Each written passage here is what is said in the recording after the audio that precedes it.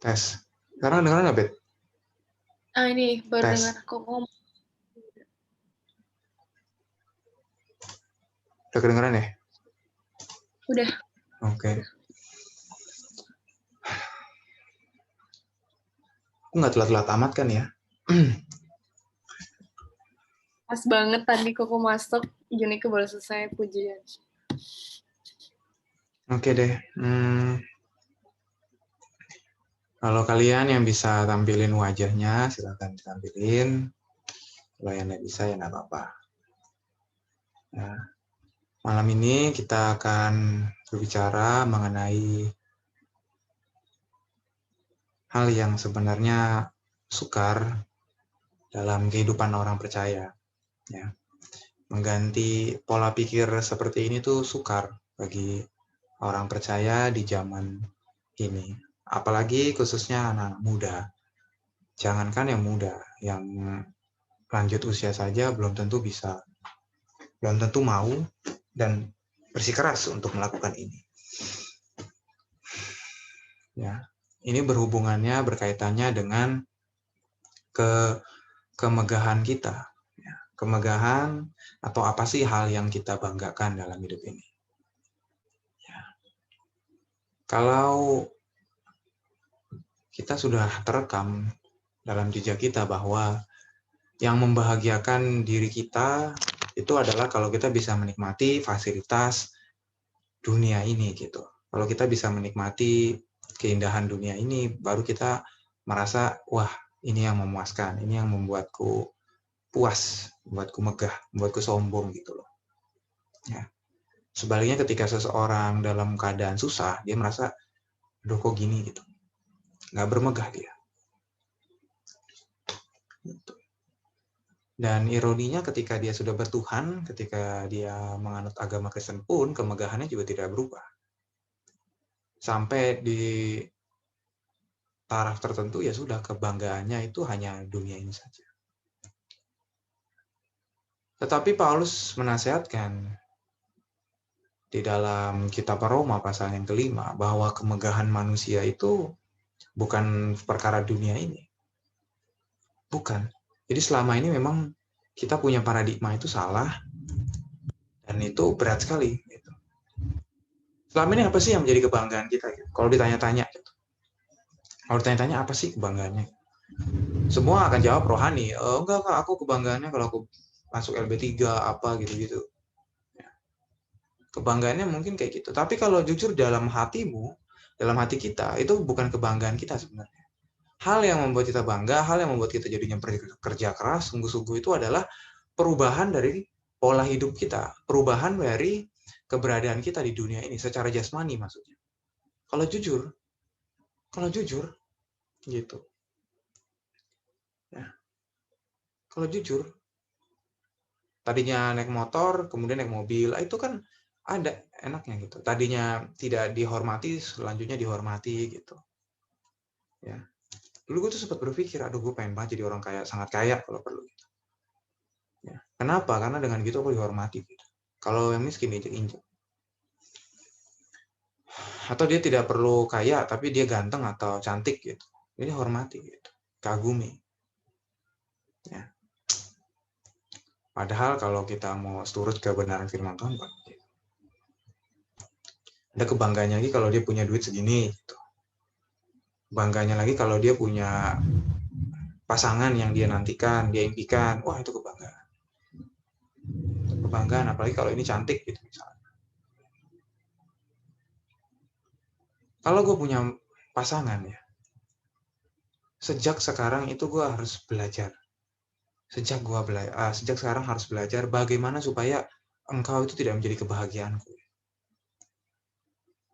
Bagaimana caranya? Gitu. Baik dengan kecantikanmu, baik dengan kehadiranmu, dengan kebaikanmu, aku tidak merasa bangga, aku tidak merasa bahagia, dan aku tidak menempatkan engkau satu-satunya yang bisa membuatku bahagia. Karena pengaruh cinta itu sangat kuat, sehingga kita bisa mengandalkan itu. Dalam arti ketika dekatmu aku bahagia, tapi kalau kamu tidak dekat beda. Atau kalau kamu mengecewakan aku, aduh aku tidak bahagia. Pikirannya selalu ngarahnya ke wanita itu. Nah itu bahaya sebenarnya. Ya. Jadi jangan sembarangan kalau kita mau pacaran. Gue yang seumur segini aja, yang sering dengar firman aja, itu masih berjuang. Gimana supaya gue tidak menjadikannya kebahagiaan. Karena cinta itu enak sekali. Cinta itu nikmat sekali. Dan itu bisa memabukkan orang. Itu nikmat sekali. Dan orang mengimpi-impikan itu karena pengaruh dunia. Dan merasa itu bangga. Dan merasa itu pemenuhan dia. Padahal tidak memenuhi yang sama sekali. Tidak. Jangan mau deh. Dengan uang berada gitu. Lalu penuh. Oh enggak. Ya, buktinya baru-baru ini kan kita mendengar, melihat bahwa ada, ini bukan bilioner lagi, udah top lah. Orang-orang udah paling kaya lah sejagat ini. Sejagat raya ini. Udah paling kaya itu. Nggak kerja sampai dia meninggal juga udah cukup duitnya. Bukan cukup, lebih. Lebih itu duitnya. Tapi kenyataannya tidak bisa menyelamatkan rumah tangganya. Ya. Dan itu ternyata tidak memuaskan juga. Sudah mendengarai, keluarga baik-baik, mestinya baik. Udah 27 tahun pernikahannya. Ya, punya anak 3, wah duitnya sudah sejagat. Ya. Beli pulau, bisa berapa pulau dia beli. Tapi tidak menyelamatkan juga. Ya, itu pelajaran mahal. Kalau yuk sekarang kita bawa dari kemegahan-kemegahan versi dunia itu, coba sekarang kita menelisik apa itu kemegahan yang Alkitab ajarkan pada kita. Kita buka di Roma pasal yang ke-5, ayatnya yang ke-2.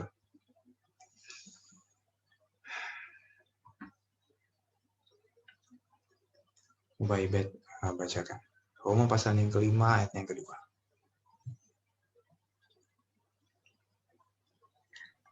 Roma 5 ayat yang kedua.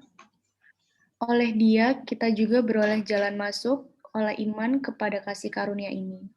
Di dalam kasih karunia ini kita berdiri dan kita bermegah dalam pengharapan akan menerima kemuliaan Allah. Ya, jadi bermegah, proud, sesuatu yang disombongkan, sesuatu yang dibanggakan, sesuatu yang dilebih-lebihkan.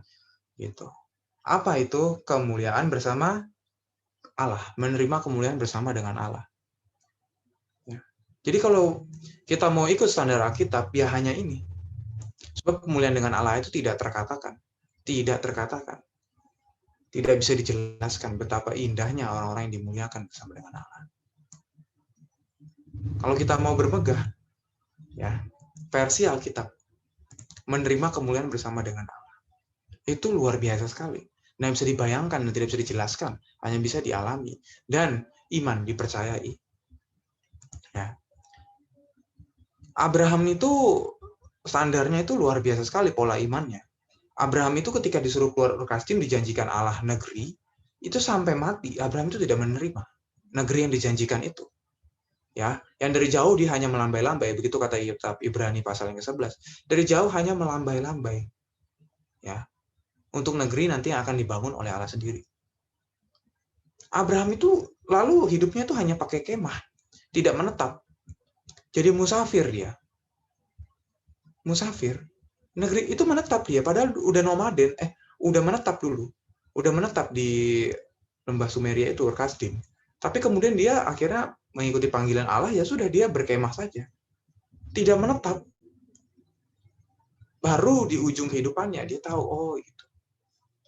Baru tahu, oh negeri nanti yang dijanjikan Allah itu langit baru bumi baru, bukan di sini, di surga. Itu Abraham.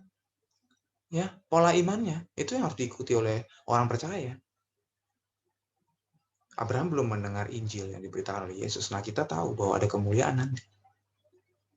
Anak manusia akan turun di langit itu, diiringi malaikat. Yang kita dijemput ke negerinya itu. Wah, itu tidak terkatakan dan orang Kristen harus menaruh seluruh pengharapannya di sana. Makanya tidak heran dalam kitab Roma ini kan ditulis mereka dianiaya berat. Aniaya sangat berat menimpa mereka. Tapi mereka bisa berkata, kamu lebih dari pemenang gitu. Itu bukan pemenang versi dunia ini, kamu lebih dari pemenang karena tidak ada yang bisa memisahkan kamu dari Kristus. Ini nggak ada artinya dibanding nanti, dibanding kekekalan. Gitu. Itu maksudnya. Makanya mereka rela saja. Gitu. Karena dia tahu ada kemuliaan nanti di sini. Ya. Luar biasa loh kalau you mau percaya ini, kita mau percaya ini. Dan ingat, ya, keberkenanan kita kepada Allah itu tidak hanya baik saja. Tidak hanya baik. Kalau baik itu agama, hukum bisa menjinakkan manusia. Tapi kalau kelas berkenan kepada Allah, wah itu kalau mau lihat polanya Abraham, itu sampai dia menyembelih Ishak baru katakan berkenan.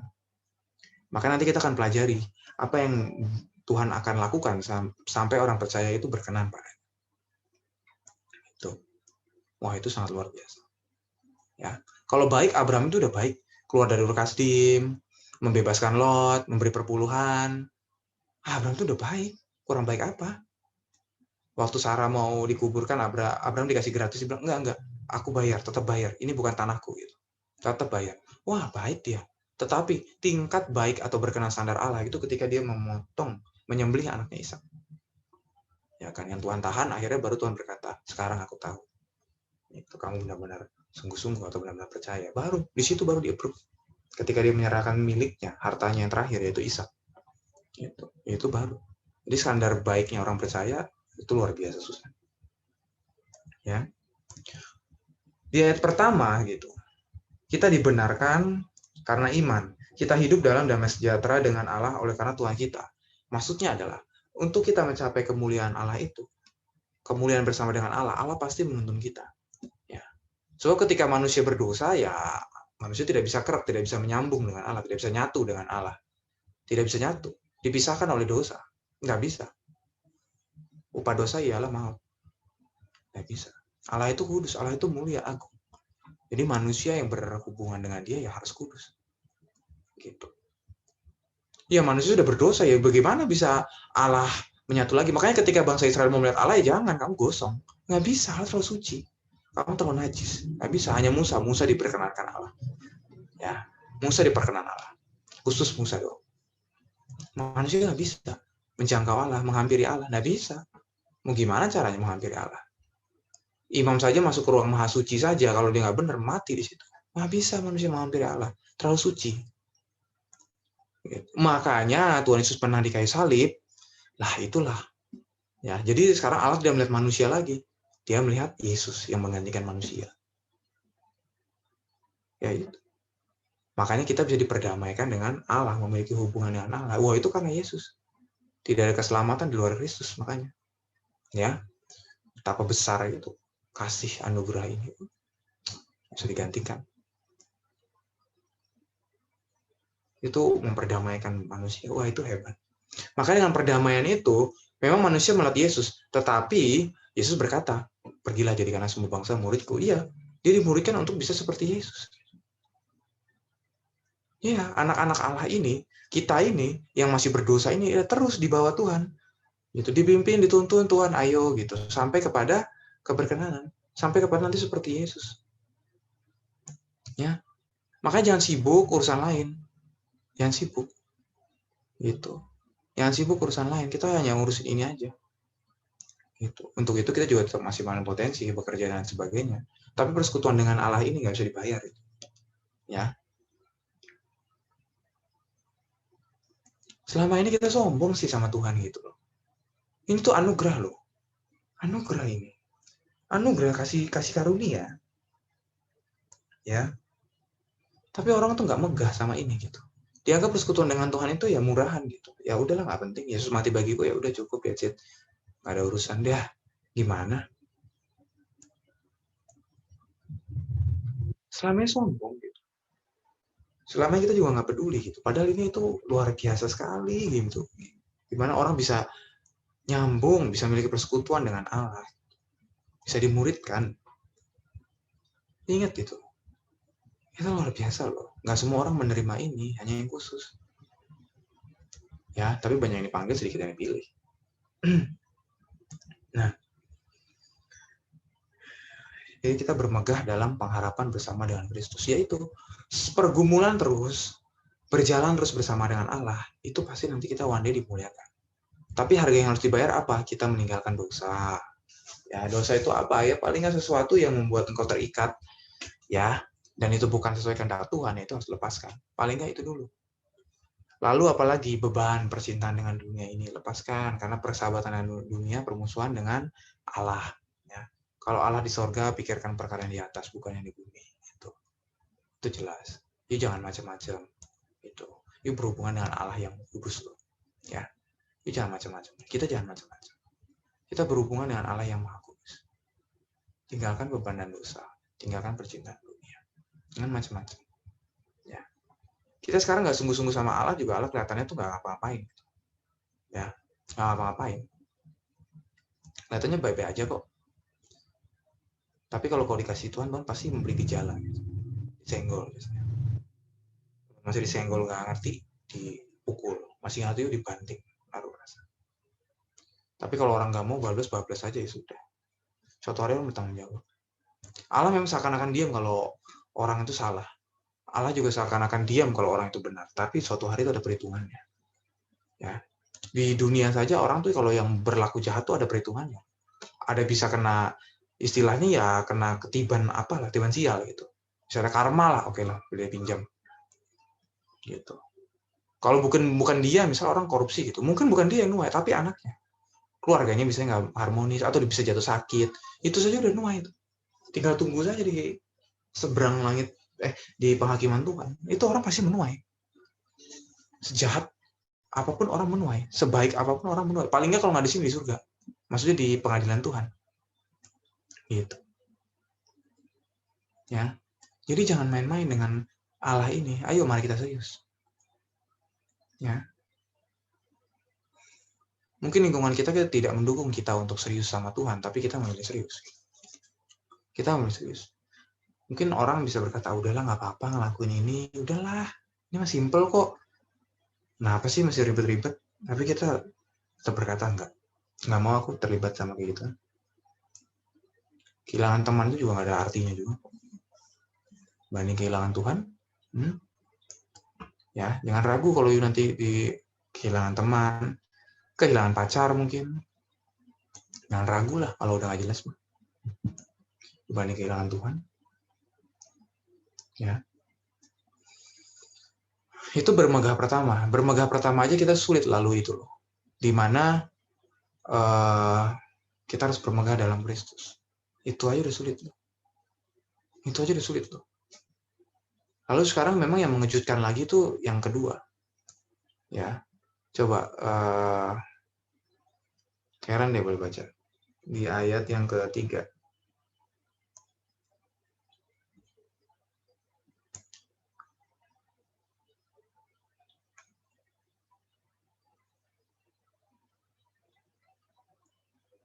Roma 5 ayat yang ketiga, Karen unmute dulu atau mute semua.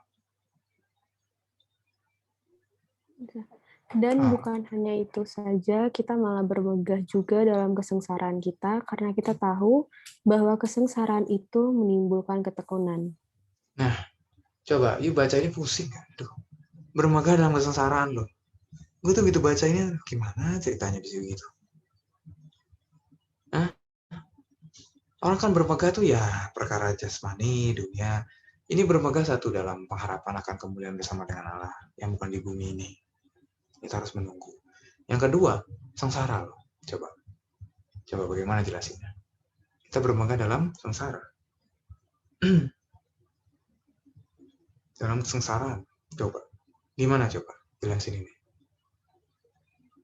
Kalau dulu kita bermegah, kalau perkara jasmani kita tercukupi, bahkan lebih. Dan untuk itu bahkan ya, kita berurusan sama Tuhan juga Tuhan, ayo tarik ke sini. Tolong buat aku bermegah dalam jasmani. Coba. Dulu kita mikirnya begitu. Jadi kita bermegah ya karena kuasa Tuhan untuk menaungi kita. Ya, Tuhan hebat, Tuhan baik, Allah mengerti, Allah peduli. Ujung-ujungnya ke situ. Ya, kalaupun disuruh kita suruh baik-baik, ya. Hidup baik-baik nanti Tuhan berkati. Gitu, intinya tuh begitu. Hidup baik-baik, tapi tidak diajarkan untuk memiliki pengharapan kemuliaan bersama dengan Allah, untuk memiliki penderitaan bersama dengan Kristus. Penderitaannya paling ayo kita berbuat baik. Ya ampun. Abraham itu dikatakan berkenan ketika dia mau sembelih anaknya itu. Apa sih masalahnya sembelih anak? Lah itu harta dia. Dia udah tua, udah lanjut umurnya. Ya. Dan agama Yahudi, orang-orang Yahudi sangat menjunjung tinggi anak, apalagi laki-laki. Dia itu kehilangan Abraham, kehilangan segalanya. Kehilangan Ishak, kehilangan segalanya itu.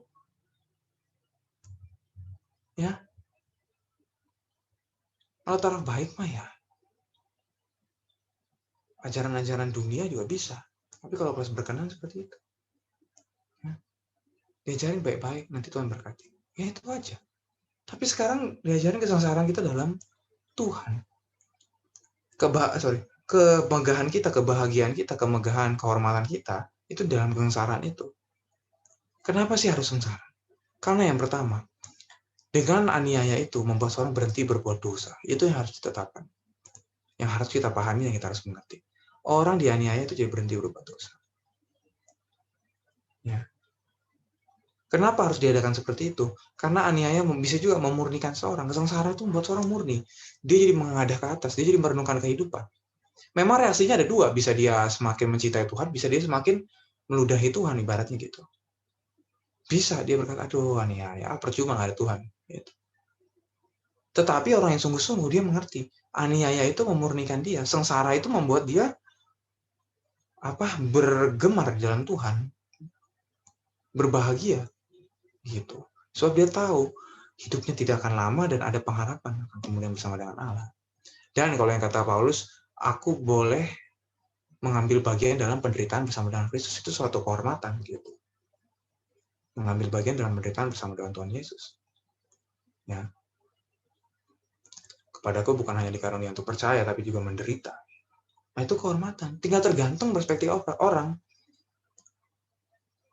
Karena kalau kita lihat aniaya atau sengsara itu menimbulkan ketekunan. Ketekunan itu artinya seorang tuh kokoh, steadfast gitu. Kokoh di dalam Tuhan. Jadi tekun dia. Tekun itu kan kadang terus-menerus, jadi membuat dia tuh berpegang terhadap Tuhan. Gitu. Beda kalau orang ketekunannya dunia ini, ya sudah, dia kokohnya sama dunia ini. Tapi kalau orang diuji, dibuat Tuhan sengsara, mengalami kesengsaraan karena Tuhan, itu dia semakin kokoh di dalam Tuhan. Semakin kokoh. Tegar gitu di dalam Tuhan. Ya. Dan tahan uji ini menimbulkan dan ketekunan itu menimbulkan tahan uji. Tahan uji itu artinya orang terapprove gitu. Terapprove, terbukti gitu. Maksudnya gitu. Tahan uji. Iya. Jadi kan seorang dianiaya mulu atau diproses Tuhan terus, ya lama-lama teruji. Terbukti gitu. Oh, dia mengasihi Allah. Kalau tidak ada ujian, ya tidak bisa. Nggak ada. Jadi ketika kita menghadapi aniaya itu apa sih? Bukan hanya bentuknya fisik gitu seperti zaman Kristen mula-mula, tetapi juga penderitaan yang kita alami karena mengiringi Yesus. Udah simpelnya itu. Ya. Pelan-pelan dimulai dari kebiasaan kita yang aku biasanya mau begini tapi enggak, gitu. Nah, itu pun juga dalam batin kita kan bergejolak. Gitu. Temanku melakukan ini, aku pengen banget tapi aku nggak bisa. Itu pun udah bergejolak. Dalam pekerjaan misalnya, gitu. Kok aku susah banget ya. Tapi nggak ada, aku lakukan untuk Tuhan. Aku memotivasi, aku harus murni. Itu kan bergejolak di batin. Itu kan kita nggak nyaman. Itu dimulai dari situ dulu. Itu polesan-polesan Tuhan supaya kita bisa diuji sama dia. Supaya kita bisa tahan uji. Itu polesan-polesannya loh. Ya. Paling nggak itu aja. Keadaan tidak nyaman karena engkau mendengarkan suara Allah. Paling nggak itu udah gampang deh. Ya kalau orang mau ikut Tuhan tuh begini, jelasnya begini. Kalau orang dulu mah nggak peduli aja. Dia mau hidup melangkah kemana, melangkah. Mau dia bergaul apa, bergaul. Dia ngomong apa, gitu. Kalau anak muda sekarang kan, woi mau kemana lu jing, gitu. Udah pakai jing aja tuh juga bagi dia biasa. Sekarang mau kemana lo, gitu. Ya udah gitu aja. Jingnya nggak usah dipakai. Itu dari situ dulu. Baru nanti diuji terus. Ya. Pokoknya yuk jadi Kristen itu memang tidak terlalu nyaman. Engkau nyaman kalau engkau membuat Tuhan itu sukacita, udah itu aja. Engkau nyaman ketika dalam keadaan apapun, kau tidak mengeluh. Engkau nyaman, engkau nyaman, engkau bahagia, engkau merasa terhormat ketika engkau tidak berkeberatan melakukan kehendak Allah gitu. Yang mana engkau juga harus merasa sengsara, merasa terhimpit, tidak enak, tidak nyaman. Ya, di situ.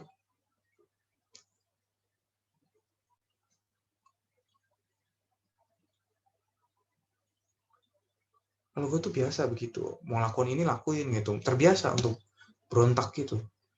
Tapi sekarang tuh mulai muncul suara yang menyadarkan jangan kayak gitu. Ada jangan kayak gitu. Itu kan pergumulan batin sebenarnya. Gak enak nih. Biasanya begini gue. Biasanya tuh begini, kok lakunya udah begini. Tapi sekarang jangan, coba ke sini gitu. Itu nggak enak, pergumulan itu nggak enak, di batin itu nggak enak. Dan kita mau melakukannya itu lebih nggak enak lagi. Tetapi ketika kita kokoh bahwa nanti ada pengharapan kemudian bersama dengan Allah, dan aku mencintai Tuhan, aku juga mau seperti Kristus, wah itu akan merasa, sudah. Kita merasa senang, karena Tuhan senang. Gitu. Makanya orang mesti kokoh dulu di sini. Ya. Pokoknya Komsel ini akan membawa kalian ke situ. Gitu. Ya, pertemanan ini tidak ada artinya, perkumpulan tidak ada artinya kalau kita tidak semakin seperti Yesus. Gitu. Dan jantungnya itu memang kebenaran yang disampaikan. Harus ngebetot orang gitu. Ya. Tentu kita mengasihi orang-orang dengan, ayo kita memberi apa, gini gitu, aja ngobrol apa nanti di ruang breakout. Tapi ya, itu tidak puncaknya. Puncaknya itu kebenaran firman Tuhan disampaikan dan pembicaraan mau berubah, nanti transfer ke orang-orang lain ini. Sehingga semua sinergi. Itu membuat orang terikat, perekat, memerekatkan gitu. Ya, bukan karena kita ngelakuin ini, ngelakuin itu doang, nggak kebenaran. Dan kita mau hidup dalam kebenaran itu. Nggak ada yang lain lagi. Ya. Dan tahan uji baru. Dengan sengsara itu, ya, aku sebutnya sengsara atau proses dalam Tuhan itu menimbulkan ketabahan, kokoh di dalam Tuhan. Dan akhirnya teruji, terapprove. Oh iya, dia berkenan. Baru nanti menimbulkan pengharapan.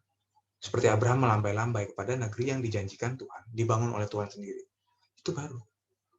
Ya, bukan di bumi ini. Baru menimbulkan pengharapan. Seorang bermegah dalam pengharapan itu. Ya, itu jelas. Dan pengharapan tidak mengecewakan. Artinya begini, kamu jangan malu akan pengharapan ini, karena kitab Roma ditulis ketika orang teraniaya. Ya, dan itu kan memalukan. Orang diseret, ya dipermalukan lah. Dia bilang pengharapan tidak mengecewakan tuh bahasa aslinya, kamu jangan kecewa atau jangan malu akan hal ini gitu. Jangan malu kalau kau dianiaya oleh karena Kristus. Jangan malu gitu. Ya, jangan malu pokoknya gitu. Nah, kita pun juga jangan malu. Kalau kita mengiring Tuhan, jangan malu. Ya, ketika kita berstatus hamba Tuhan, dibilang, seorang rohani, itu jangan malu. Kehormatan itu. Makanya jangan terlalu sering berteman dengan orang-orang yang memang gak mau dibawa ke Tuhan. Buang-buang waktu. Ya, fokus di sini. Di pengiringan kepada Tuhan. Ini jangan buang-buang waktu. Ya. Dan orang-orang yang gak mau dibawa ke Tuhan, jangan buang-buang waktu. Kita kadang suka berkeberatan sih, urusan teman aja gitu, keberatan. Orang tidak mau sendiri gitu. Orang tidak merasa tidak mau sendiri. Padahal bukan menyendiri atau menjauh, tapi memilih gitu. Mana teman yang perlu dihadirkan dalam hidup ini, mana yang cukup tahu aja. Mana yang memang ini urusan bisnis, urusan pekerjaan, gitu. Mana yang benar-benar, waduh ini mau dibawa ke Tuhan, gitu. Mau bersama-sama ke Tuhan. Kalau dia punya teman gak jelas, udah mending, aduh jangan deh. Ya. Karena ini berat tantangannya.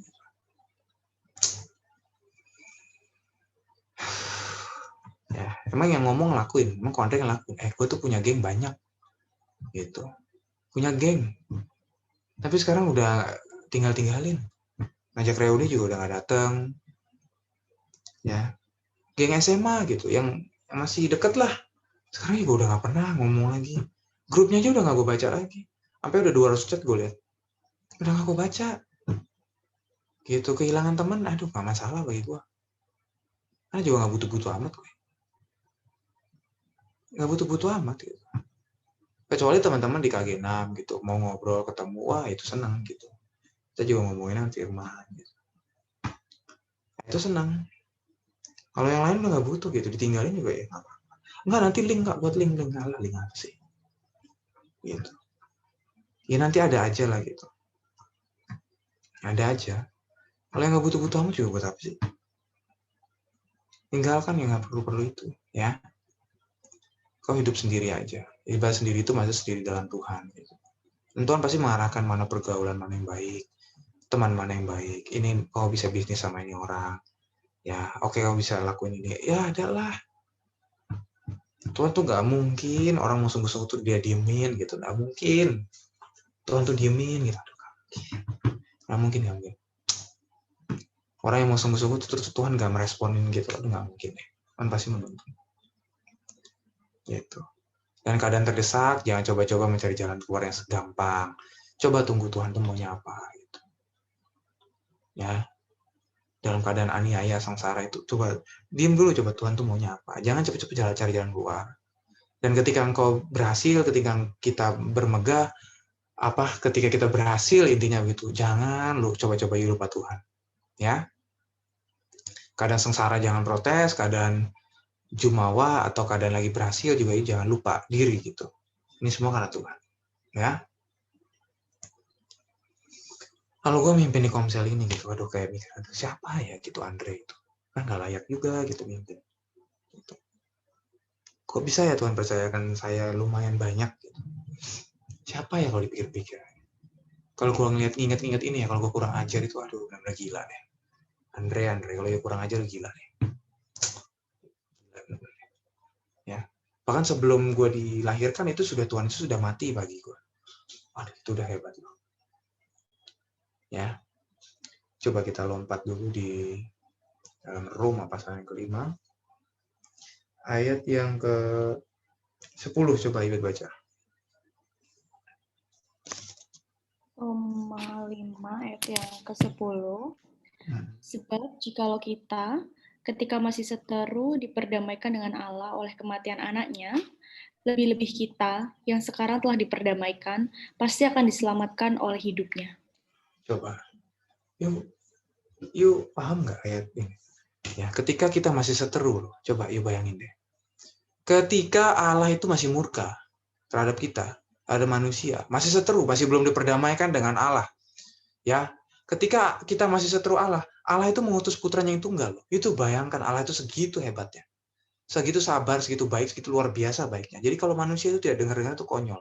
Makanya jangan persalahkan Allah. Allah kok kayaknya kejam. Itu salah loh pernyataan itu. Kamu masih seteru aja loh. Masih dalam keadaan tidak layak di hadapan Allah. Allah itu mengutus putra yang tunggal. Nggak layak menerima kebaikan, tapi Allah kasih kebaikan. Jadi itu Allah tuh nggak bisa dipersalahkan. Ini kan masih dalam keadaan seteru. Allah memperdamaikan kita. Coba. Implikasinya apa? Yuk kalau punya seteru, jangan diperlama. Damaikan. Gitu. Itu implikasinya. Ya Allah aja masih seteru diperdamaikan, kita nggak layak aja diperdamaikan, apalagi punya musuh. Aduh, nggak sebanding. Demikian pula kita kalau udah mengakui Tuhan, udah itu nggak ada urusan. Seberapa sih salahnya dia? Ya cukup. Memang tidak perlu bersentuhan lagi, dalam arti ya sudah. Gitu. Tapi jangan dibawa terus dendam kesumat gitu. Jangan. Ya titik itu harus bergumul sama Tuhan. Mungkin ya tidak bisa seperti dulu lagi gitu. Tapi cukup, jangan dibawa terus, jangan dikesal-kesalin terus, dan jangan trauma karena itu. Ya, jadi nanti kalau kamu berhubungan dengan orang lain yang baru trauma, oh jangan, belum selesai berarti. Ya. Aduh, kita jadi seteru aja diperdamaikan. Aduh. Ya. Nah, kita jangan kurang ajar ya pada Allah. Ya, gue tuh udah dipandang misalnya sebagai kakak atau waduh gue nggak boleh kurang ajar. Kan ini banyak wanita gitu. Waduh, nggak boleh. Nggak boleh salah gitu. Nggak boleh sampai salah. Punya pacar pun juga tidak boleh salah. Wah, pokoknya nggak boleh salah deh. Jangan sampai gue ketahuan misalnya itu, wah berzina gitu misalnya. Ya hubungan seks luar nikah. Aduh, gue pasti keluar dari home cell ini dan itu pasti mengecewakan banyak orang. Nggak mau deh. Gue itu diuji sama kayak gitu-gitu. Ya, diuji. Jelas banget kok. Ya, seorang hamba Tuhan atau seorang yang sudah naik itu, siapapun itu ya, itu diuji kan harta tahta wanita gitu. Ya. Wanita biasanya kesering. Kalau pendeta itu kan wanita juga. Diam-diam akhirnya wanita tidur sama wanita. Aduh. Wah, itu batu sandungan. Aduh. Jangan sampai deh. Karena itu hasrat itu masih ada gitu. Kita ngeliat wanita itu masih ada. Kita bisa tahu mana yang wanita yang cantik. Dan itu hasratnya ada. Makanya dari sekarang gue matikan. Makanya nggak ada tuh WhatsApp banyak orang apa nggak ada. WhatsApp wanita itu yang saya suka nggak ada. Mikir jorok, nonton porno, wah itu nggak ada. Sampai ada begitu, wah itu kacau deh. Nanti ada wanita jatuh. Udah ngeliat. Udah ngeliat. Ya, apalagi sekarang gue punya home yang dari daerah. Itu kadang-kadang wanita daerah itu bisa polos-polos. Polos-polos contohnya, ya udah, ayo ikut. Ya. Ngomong-ngomong dikit ikut buat nyaman, udah tidur. Bahaya. Bukan merendahkan orang daerah, tapi ya siapapun di kota pun juga gitu, nggak lepas. Dimanapun nggak lepas. Tapi kita mesti mematikan itu. Jangan beri kesempatan. Lebih baik kita sengsara, kita tidak lampiaskan itu. Ya. Bahkan untuk laki-laki juga masturbasi pun tidak perlu. Gitu. Nanti nggak keluar. Ya, ada mimpi basah kok. Ya itu 17 tahun ke atas juga kan bisa paham kayak gini-gini. Yang wanita, yang laki-laki, yuk jangan coba-coba ngelakuin kayak gitu. Itu pintu gerbang loh untuk sering jatuh nanti, sering mikir yang salah. Ya, jangan coba-coba. Dokter sih nyaranin boleh-boleh aja itu. Itu hasrat apa yang dibangun di situ? Fantasi apa yang dibangun? Oh, matikan itu. Jangan aneh-aneh. Jangan. Itu meracuni pikiran. Jangan main-main di situ. Jangan main-main. Ya, itu kenikmatan yang salah nanti. Lebih baik kita teraniaya karena tidak melakukan itu dibanding kita melukai Tuhan. Ya. Lalu di ayat ke 5, dan pengharapan tidak mengecewakan karena kasih Allah. Coba. Jadi berhubungan dengan kasih Allah, sekarang kita tuh harus mengerti bahwa kasih Allah selanjutnya telah dicurahkan di dalam hati kita oleh Roh Kudus yang telah dikaruniakan kepada kita. Jadi kasih Allah pasti tidak dilepaskan oleh ayat sebelum sesudahnya. Kasih Allah ini dicurahkan ya dalam artian penderitaan. Jadi kasih Allah yang kita pahami bukan keadaan nyaman, keadaan makmur dunia ini, bukan. Keadaan di mana kita nyaman, senang, bahagia, happy. Bukan hanya itu. Bukan itu. Jadi yang utama juga bukan itu. Pada saat penderitaan inilah kita baru bisa menghayati kasih Allah. Gitu. Beda kan? Apa yang diajarin tentang kasih Allah? Ini kan ayat-ayatnya masih nggak beda jauh dari ayat sebelumnya. Dan kitab Roma itu berbicara soal itu. Karena saat itu jemaat teraniaya sangat berat. Dan kekristenan zaman itu teraniaya. Apakah sekarang kita nggak boleh kaniaya?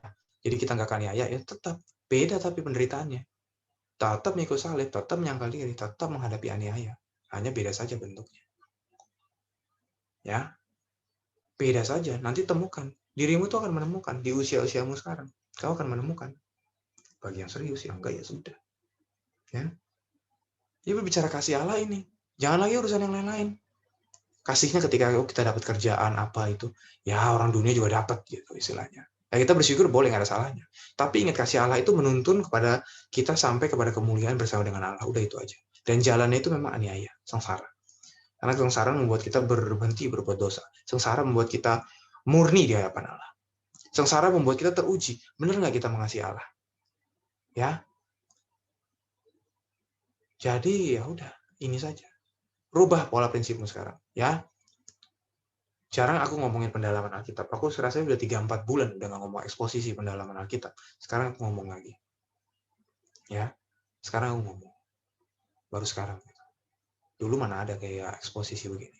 Pasti memang lebih berat, lebih susah. Tapi kalau you catat, pasti you ngerti. You renungkan saja apa yang dari tadi aku ulang-ulang terus. Pasti lama-lama ngerti. Ya. Susah dipahami, ya jelas. Sebenarnya dipahami mungkin bisa, tapi susah dirasakan, susah dihidupin. Ya iya, memang ini agak Kristenan. Ingat, baik itu Abraham udah baik. Dia keluar Kasdim, dia beri perpuluhan, ya, dia melakukan apapun itu udah baik. Tapi tengkat berkenan itu sungguh dia sembelih anaknya itu. Baru. Sekarang aku tahu gitu. Kalau baik udah baik ya dari dulu. Tapi sampai tingkat berkenan dia sembelih anaknya. Baru. Ya kan. You bayangin aja punya anak ya sembelih ya. Nah, itu. Ya. Wah, lama juga ya aku hari ini di sini. Oke, cukup. Boleh di-unmute semua.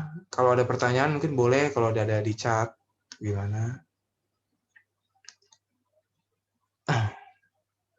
Ada nggak? Biasa sih nggak ada ya. Kalau misalnya malu, ya coba di chat.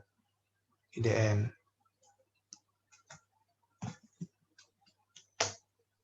Nggak ada.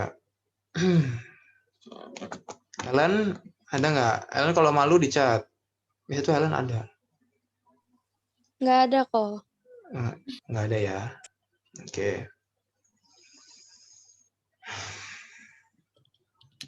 Oke deh. Sekarang aku mau sapa-sapa dulu. Yang udah lama nggak aku lihat aja dulu deh.